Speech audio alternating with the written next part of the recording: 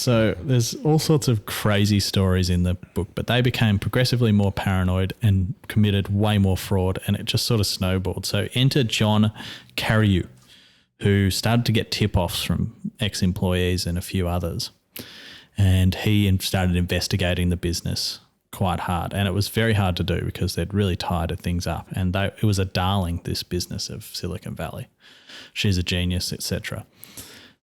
And this is where David Boyce starts coming after her really hard. So he effectively tries to strong-arm the publication into not selling this story, saying you're revealing trade secrets, you don't understand, this sort of stuff. And they kept strong and they released an article.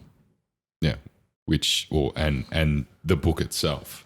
But this is the Wall Street Journal, right? Which is getting pressured by David Boyce, and he's a really powerful person. Would have put the pressure on, but you imagine this guy really being at the pinnacle of the pressure being applied to the individual employees as they are being made to disappear within the company. Like this guy represented Al Gore in Bush versus Al Gore. He represented the US in US versus Microsoft. He represented, it was for the invalidation of Proposition 8 in California, which was trying to oppose same-sex marriage.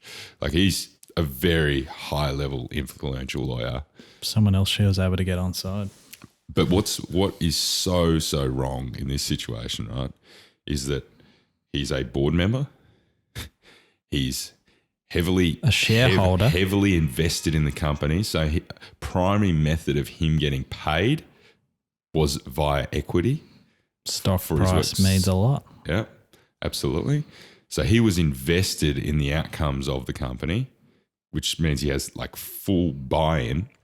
He would put enough pressure on all these individuals to set up this secrecy, which stemmed from the sort of paranoia of Elizabeth and Sonny. So there was never any way of sort of any legal issues happening here.